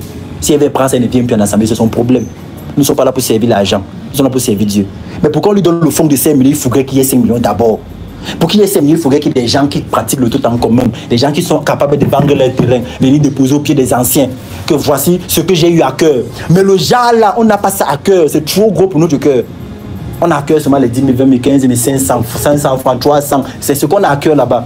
On n'a pas à cœur que okay, je veux vendre mon terrain, je vends ma maison pour l'œuvre de Dieu. Oh, sachez que derrière ça, il y a des bénédictions. Mais les pasteurs détournent ces bénédictions-là, ils détournent ces choses-là vers eux et c'est un problème. Moi aussi, ça me plaît, je pouvais me rester, moi je prêche ça pour que ça vienne chez moi. J'enseigne. Le Seigneur nous a accordé la grâce de prêcher des milliers, des centaines de personnes. On peut aussi prêcher ça pour que ça vienne sur nous, mais ça nous poche, on mange. Mais on doit prêcher la parole de Dieu. Alléluia. On doit se soumettre à la sainte parole de Dieu. Donc, ils étaient un cœur et une âme. Personne ne disait que c'est bien lui appartenait sa propre. Ils avaient tout en commun, ils partageaient tout ensemble. Vas-y, continue la lecture, il faut qu'on chute, on arrive sur le Lévite là. Verset 34. Car il n'y avait pas parmi eux aucun indigent. Tous ceux qui possédaient des champs ou des maisons les vendaient, apportaient le prix de ce qu'ils avaient vendu. Non, ça va, et ça va le déposaient aux pieds des apôtres. Tu attends, tous ceux qui avaient des champs vendaient. Ils venaient déposer au pied des apôtres. C'est-à-dire que si nous sommes en assemblée comme ça, il y a des besoins. Ça ne manque jamais de besoins. Nous ne sommes pas à 10 millions à tous les Camerounais, ils ont tous les problèmes. Donc c'est-à-dire qu'il y a des besoins. C'est-à-dire que le frère voit que là où il est là, il a un besoin. Il a un terrain, je veux dire, qu'elle positionne quelque part, il vend. Ça donne 10 millions. Il vient, il voit le frère Antoine, qui est l'un des anciens. Il est l'ancien, mais ce n'est pas lui qui garde l'argent. Il y a l'un des anciens qui garde l'argent. Et c'est ce que la Bible nous enseigne, l'ancien en tant qu'économe de Dieu. Il prend les 10 millions et dit que voici ce que je mets de côté pour l'œuvre de Dieu. Mais dans les frères cherchent la face du Seigneur. Un jour, peut-être 5 ans plus tard, ou 6 mois, ou un jour, le lendemain, dans 2 semaines, il y a quelqu'un qui est en train de prier, Seigneur, Seigneur, Seigneur, voici, j'ai besoin d'un fonds de commerce pour gérer comme ça. Et maintenant, quand les anciens voient ces personnes dans la prière, ils prennent cette somme, ils donnent à la personne. Les grâces que le Seigneur, la personne va rendre grâce, ça va se transformer dans ta vie, ça va venir se déposer. Si tu as semé beaucoup, tu vas moissonner dans beaucoup. Voilà pourquoi il faut donner. Voilà pourquoi il faut s'aimer. Voilà pourquoi il faut prendre soin. C'est un corps, chaque membre a sa fonction. Si un frère vient chez toi et qu'il vient, qu'il enseigne, la Bible déclare dans Galates chapitre 6, faites part de tous vos biens à celui qui vous enseigne de la parole. C'est tout à fait normal qu'en partant, tu penses à lui donner un transport. Voilà ce qu'on appelle servir Dieu. C'est tout à fait normal qu'en venant, tu penses, c'est spirituel, c'est ce qu'on appelle la libéralité. On a besoin d'enseigner là-dessus. L'apôtre Paul est obligé de rappeler ça aux frères, parce qu'à un moment donné, ils se sont détournés de ça. La Bible déclare que l'Achaïe et la Macédoine se sont imposés. Ils ont demandé absolument à prendre soin de l'assistance. Ça veut dire que nous sommes ici. Le lendemain, vous vous rassemblez, vous dites que frère, automatiquement, on doit prendre soin à l'assistance et destiné aux saints. Les saints, ce n'est pas que c'est d'autres personnes, c'est les saints qui sont du corps. C'est ça qui est mentionné dans Romains chapitre 15, verset 24 à 27. Vas-y, lis là-bas, frère. La Macédoine et l'Achaïe, ils ont supplié parce qu'il y avait des grandes bénédictions derrière. Donc, sachez qu'il n'y a pas de corps de Christ sans donner. Il n'y en a pas. C'est donné à qui, où et comment. Voilà pourquoi on a regardé Actes des Apôtres chapitre 4, verset 23. Elle déclare que dans chaque assemblée, il établissait des anciens. J'ai dit aujourd'hui qu'on devait venir avec des anciens. Et les anciens devaient être témoins de ce qui est en train de se faire aujourd'hui. Le fait que vous donnez pour le corps, ça n'exclut pas que le frère, si tu peux avoir à cœur que moi, frère Joël, prends ça, tu achètes le bonbon avec, il prend, il achète le bonbon. Prends ça, tu fais ceci, il prend, il fait. Parce que ceux qui se disposent pour le Seigneur méritent un double honneur, méritent de la déférence. Voilà ce que nous enseigne le Saint-Esprit. Il faut que les chrétiens de ce siècle apprennent à donner, à prendre soin du corps. Si tu as la possibilité d'avoir un petit terrain positionné quelque part, crois-moi, ce n'est pas en amassant terrain sur terrain, maison sur maison, que tu seras plus heureux ou pas heureux. Ce n'est pas en ayant les terrains que tu vas garantir l'avenir de ton enfant. Mais c'est en déversant dans la vie de l'enfant des grâces. Ton enfant va aller quelque part, là où on ne voit même pas son nom. On va le prendre pour un poste élevé. C'est ce qu'on appelle la libéralité. Ça vient du cœur, c'est la libéralité. Voilà pourquoi l'Achaïe et la Macédoine étaient des modèles. Vas-y, lis là-bas, verset 24. Verset... Romains chapitre 15, verset 24. Verset 24. Oui. J'espère vous voir en passant quand je me rendrai en Espagne. Oui. Et y être accompagné par vous après que j'aurai satisfait en partie mon désir de me retrouver chez vous. Oui. Présentement, je vais à Jérusalem pour le service des saints. Ça veut dire que il y a les termes très forts dans les Écritures, service des saints. Oui. Car la Macédoine et l'Achaïe ont bien voulu s'imposer une contribution en faveur des pauvres parmi les saints de Jérusalem. Donc vous voyez que parmi les saints qu'il y avait à Jérusalem, il y avait certaines personnes qui sont pauvres. C'est-à-dire qu'il est possible que Mme Jamel arrive en assemblée, elle remarque qu'il y a peut-être un ou deux garçons qui sont dans la difficulté. Elle décide donc, ok, ouais, je suis arrivé, si j'ai remarqué telle chose, j'aimerais qu'on s'impose ça pour prendre soin d'eux. Alors la sœur, si, dans le superflu qu'elle a, dans la pauvreté extrême dans laquelle elle se trouve, elle décide donc de sacrifier son argent, ces 10 000 qui lui restaient. Elle prend ça, elle cotise, on donne aux anciens. Elle dit que okay, les anciens, c'est pour les pauvres qui sont au milieu du corps. Et enfin, que chaque personne soit équilibrée, il y ait de l'équilibre. Quand le Seigneur Jésus qui s'est levé partait dans une ville pour prêcher, il fallait qu'il y ait des moyens pour arriver. Mais le problème, c'est que les gens n'ont plus ça dans le cœur. Et par contre, les prédicateurs sont obligés de déformer la parole, les imposer des choses. Nous, on ne vous déformera pas. On va vous prêcher la liberté. Quitte à faire de cette liberté, faites ce que vous voulez, mais on va vous prêcher la liberté. Dans la liberté, on doit donner au-delà même. Ce n'est pas pour une personne. Si ça dépend de moi, laissez-moi. Comme l'apôtre Paul a dit dans Philippiens chapitre 4, nous avons appris à vivre dans l'abondance comme dans la disette. Alléluia. Vous êtes avec moi? Madame Jamen, ça passe? Donc c'est ce que le Saint-Esprit nous enseigne. Voilà la cahier qui s'est mobilisée. L'assistance est destinée aux saints. 1 Corinthiens chapitre 16. Vous pouvez donc commencer à noter ce peu de passages ici. Le premier chapitre de quoi? De 1 Corinthiens chapitre 16, de verset 1 au verset 2. Notez ça. Chapitre 16, de verset 1 à 2. 2 Corinthiens chapitre 8, chapitre 9, chapitre 11, verset 9. 2 Corinthiens chapitre 8. Chapitre 9 et le chapitre 11. Vous mettez à côté 2 points. Assistance est destinée aux saints. C'est ça. Vous devez connaître ça. Frère, va lire dans le livre de 2 Pierre chapitre 2. Tu vas lire le verset 1 au verset 3. On est obligé de vous prêcher ça maintenant, à cette heure. Donc, regarde par exemple, tu as vu dans le groupe, il y a des personnes de différentes couleurs, les blancs qui sont ancrés, ils se sont présentés dans un pays comme le Népal, supposons même qu'il y a la Thaïlande et Madagascar, et ainsi de suite. Mais il faut que les gens partent. Il faut le billet d'avion. Air Philippe, c'est pas tout le monde qui a Air Philippe, qui s'est téléporté d'un endroit à l'autre. Il faut le billet d'avion. Il faut aller propager l'évangile. Il faudrait qu'on arrive là-bas, on soutienne ces personnes-là. Le prix d'une âme. Et là, comment tout le monde s'est déplacé, rien que pour venir parler, ne serait-ce qu'à une seule personne. De la même façon, dans ces pays de Madagascar et dans ces pays-là, des gens peuvent se déplacer. Aujourd'hui, c'est les prédicateurs. Demain, si ta fille est appelée au rôle de diaconesse, il va falloir qu'elle soit envoyée aussi, qu'elle parte représenter l'église, qu'elle travaille avec des femmes. Ce n'est pas seulement une catégorie de personnes, c'est tout le corps qui est concerné. Le Seigneur peut te sélectionner, que tu partes en France. Et c'est ce qui va arriver. Toutes les femmes à qui ont le zèle pour le Seigneur, vous allez toucher jusqu'aux extrémités de la terre. Vous allez voir que c'est l'œuvre de Dieu. C'est l'œuvre de Dieu. Même s'il y avait quelqu'un qui te miroitait l'Europe à un certain niveau, le Seigneur va permettre que si tu te consacres pour lui, il va t'amener là-bas, tu vas partir, tu vas faire le ngoli-ngoli à la personne, tu vas rentrer. Je suis là pour l'œuvre de Dieu. Comme pour arriver là-bas, c'est le ciel. C'est qui dit que faites vos supplications avec les actions de grâce. On va arriver là-dessus d'un moment. On n'a que cité les passages, non? Tu as noté d'abord ce qu'on a noté là. 2 Pierre chapitre 2. Voilà le problème donc d'ici dans l'église d'aujourd'hui. 2 Pierre chapitre 2. 2 Pierre chapitre 2. Donc si tu as compris le principe, si maman, tu ne poses plus les questions, action de grâce à qui, frère? Tu connais déjà. Ça s'est donné à qui? Aux anciens terminés. C'est pas ça. Oui. Le commencement du verset là. On va regarder ça après. Regardez 2 Pierre chapitre 2. 2 Pierre chapitre 2. Oui. À partir du verset 1. Oui. Écoute. Il y a eu parmi le peuple de faux prophètes. Ça c'est clair. Maintenant on arrive donc sur des ennemis terribles. Il y a eu parmi le peuple des faux prophètes. Oui, parce que toutes les personnes qui enseignent les dîmes, qui demandent aux gens de payer les offrandes, tu te poses la question, ils ne lisent pas la Bible. Ils lisent, ils voient, ils décident de ne pas appliquer tout simplement. L'argent aussi sucré dans leur bouche. Donc tu vois que quelqu'un qui reste là, il ne veut pas aussi quoi, vivre bien, rouler dans les grosses voitures climatisées, avoir les pasteurs qu'on voit ici à la télévision, dans les grosses cylindrées. Les pasteurs riches, le peuple souffre. Et on se demande si c'est l'œuvre de Dieu là-bas. On se pose la question, vraiment qu'il y a Dieu? C'est la même Bible qu'on est en train de lire là. L'apôtre Paul dit qu'il a pourvu aux besoins des saints. Quand le pasteur voit s'il sort 2, 3 partages qu'il va faire aux gens, il commence à filmer. Il va dire qu'il a là comme ça, il a donné. C'est pas bon. Le corps de Christ doit fonctionner. Les gens doivent donner. Et les gens doivent recevoir. Si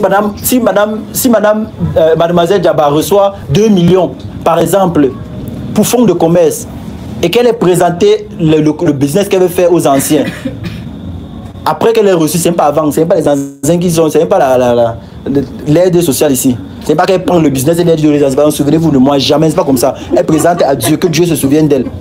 Les anciens peuvent venir, qu'est-ce que tu as comme projet? Elle vient soumettre son projet, on lui donne 2 millions. Vous pensez que quand les business vont tomber chaque fin du mois, on va lui demander des comptes que ça a donné combien? Ça donne jamais. Elle gère ça comme elle veut. Si elle veut, pense aussi que, ok, il y a des personnes, et elle décide donc dans ça, je coupe dans 100 000 que je donne chaque reçois chaque mois. Enfin, je coupe peut-être 50 000 que je donne à l'assemblée parce que je n'avais pas ça. Parce que le travail que j'ai eu aujourd'hui m'a éloigné de beaucoup de mots. Elle décide donc volontairement. Et c'est dans ça que le Seigneur va davantage la bénir. Parce qu'elle comprend que si elle reçoit peu, elle donne aussi. Et ça fonctionne comme ça dans le corps. Il n'y a pas d'indigents. Il n'y en a pas. Si les anciens se déplacent, ils quittent d'une ville à une autre. Les gens doivent avoir à cœur que voici des messieurs qui se sont déplacés. Rien que pour venir nous enseigner la parole, il n'y a pas qu'ils enseignent dans d'abord quoi? Ils ont de l'argent, regardez comme ils sont chauds. Il n'y a pas ça, frère. Enlevez ces choses-ci. Et la liberté pour servir Dieu. C'était la scène quand tu regardes quelqu'un, ton frère qui est bien vêtu, tu es heureux dans ton esprit. Nous ne sommes pas des brigands, des arnaqueurs ici.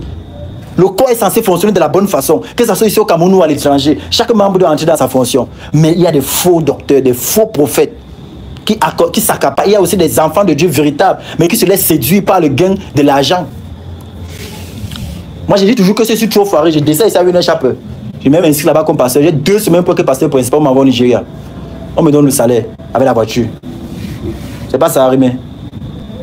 C'est pas la connaissance qui manque, mais la vérité. Alléluia. Il faudrait que je dorme sur mes 2 oreilles tranquillement. Ne reste pas comme ça. Je sois inquiet dans mon esprit. Alléluia. Alléluia. Vas-y, continue. Il y a eu parmi le peuple. Il y a eu parmi le peuple de faux prophètes. Et il y aura de même parmi vous de faux docteurs, oui, qui produiront des sectes pernicieuses, oui, et qui, régnant le maître qui les a rachetés, oui, attireront sur eux une ruine soudaine. Vous voyez, subitement les choses vont s'arrêter, subitement. Tu ne peux pas continuer. Tu ne peux pas détenir un enfant de Dieu embrigadé pendant longtemps, jamais. Voilà pourquoi les gens doivent être libres de venir et de partir. Laisse les gens. C'est ça le service de Dieu.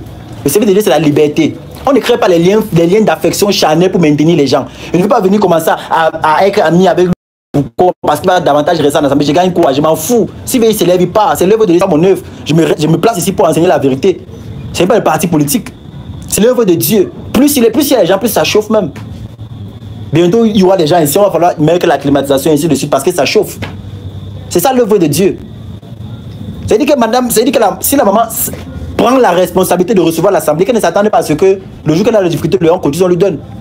Jamais. Elle supporte, qu'elle ne reste pas me dire que je n'ai pas la possibilité de payer mon loyer, pourtant je reçois l'assemblée. À l'instant qu'elle dit ça, si elle avait n'importe quelle grâce, elle dit n'importe quelle grâce, le Seigneur retire.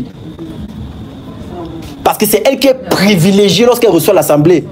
Elle est privilégiée. Dieu lui gracie des persécutions, des difficultés, des insultes, des mépris. Dieu lui gracie de ça. Et ça augmente donc sa couronne. Oui. Parce que lorsqu'elle va faire des choses, ça ne fonctionne pas. Je ne vais pas vous dire que comment ça va fonctionner forcément. Non. Parce que l'ennemi n'est pas d'accord, il n'est pas content. Il n'est pas heureux. Mais il y a quelque chose qui est inscrit pour elle dans le ciel. Elle doit comprendre qu'il y a un salaire spirituel qui lui est donné. À l'instant qu'elle décide des choses comme ça, parce qu'elle décide automatiquement les persécutions. Automatiquement. Il n'y a pas qu'elle traverse des difficultés. Ou bien, voilà, elle n'arrive pas à payer la facture d'électricité. Elle n'arrive pas à payer, mais personne ne vient plus. C'était pour elle, les grâces venant ici, vous me jugez digne. Elle dit que le simple fait qu'on se tienne ici, la récompense sera sur sa génération. Automatiquement. Même si elle ne voit pas la récompense, ça serait ses enfants, les enfants de ses enfants. Dieu va se souvenir d'eux parce qu'elle a recueilli les 5 chez elle. Oui. Si l'autre n'avait pas reçu ces anges-là, vous croyez qu'il est où maintenant? Il les a reçus avec bienveillance. C'est ce qu'on appelle hospitalité. Regardez donc les faux ouvriers. Continue la lecture. Verset 2. Plusieurs les suivront dans leur dissolution. Et la voix de la vérité sera calomniée à cause d'eux. C'est ça. Les gens calomnient la voix de la vérité. Ils commencent à enseigner des bêtises aux gens. Par cupidité, ils trafiquent la parole. Ils trafiquent. Galates 6, il tord ça comme ça. Il détourne comme il veut pour que ça vienne chez lui. Il te cite Malachie chapitre le verset 10, apporter à la maison de Jésus tous vos dîmes. Des paroles qui n'ont aucun sens avec l'esprit de l'église. Il prend tort parce qu'il veut l'argent. Il détourne les écritures n'importe comment. C'est donc ce qui arrive par cupidité, il déforme les écritures. Et s'il déforme les écritures, rien ne va avancer dans vos vies. Ce n'est qu'un peu de temps, tout va aller de façon décroissante. Parce que le Saint-Esprit ne peut pas se manifester puissamment. Le Saint-Esprit, par grâce encore, comme chez les catholiques, le Seigneur peut vous exaucer spontanément. Mais servir Dieu, c'est être content que je te lève le matin, j'ai les persécutions, à midi, j'ai les persécutions, le soir, j'ai les persécutions. C'est ça, servir Dieu. Donc ne vous attendez pas qu'on finisse l'assemblée, comme vous arrivez, vous investissez, forcément ça marche. Non. Non, non, non. Homme de douleur habitué à la souffrance. Ça doit être votre quotidien. C'est votre quotidien. Le Seigneur vous voit, terminé. Tu savais n'importe quelle difficulté, il te voit. Tu marches avec ta copine. On garde ta copine, on ne te voit jamais. Dieu, il te voit. Il te voit. Reste tranquille. Observe.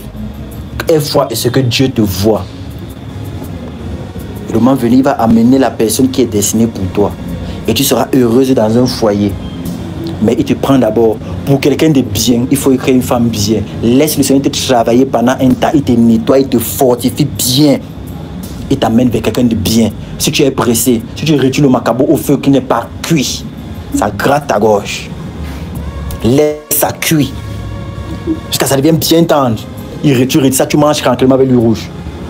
N'attends pas que dès que tu as mis un peu le feu là, le feu a un peu noirci là, mais tu veux manger. Il va gratter ta gorge. Soyons patients avec Dieu. Voilà pourquoi la Bible dit patience que dans les Écritures. Les Écritures nous accordent de la patience. On apprend à être patient. On attend le temps de Dieu. On ne force pas les choses. Le temps de Dieu, c'est le meilleur.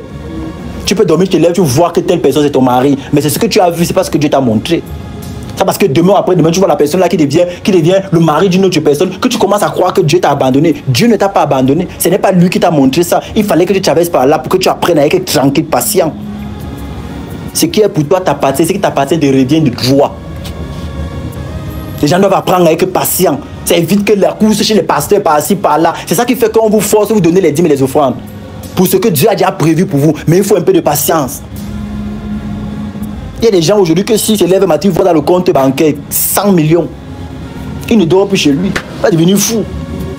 Il faut que le Seigneur le prépare. 500 000 d'envoi d'abord. 300 000 retire. Après, il est même endetté de 1 million. Parce qu'il sait que quelque chose arrive. Le Dieu que nous servons dit, il n'y a personne qui a abandonné son père, sa mère, ne reçoive dans le siècle présent un père, une mère, des richesses. C'est là. Dieu a promis ça. C'est la vérité. Mais pour ça, il faudrait que nous soyons patients. Tu as souffert jusqu'à quand? Jusqu'à tu veux la récompense là. Et c'est parce qu'on veut la récompense là qu'on commence donc à chercher les raccourcis pour le Seigneur. Tu arrives voir le pasteur, il te sort les histoires des 10 000 offrandes ici. Et pourtant, tu pouvais s'aimer tranquillement dans la vie des gens, doucement. Le peu que tu avais, tu donnais, pour que ça aide les autres. Et si le Seigneur te localise, il te donne aussi. Alléluia. Voilà la vérité de la sainte parole. Voilà ce qu'on appelle la gestion des finances dans le corps. Il y a tellement de passages à citer là maintenant. Cite-moi les faussaires là, vas-y, continue.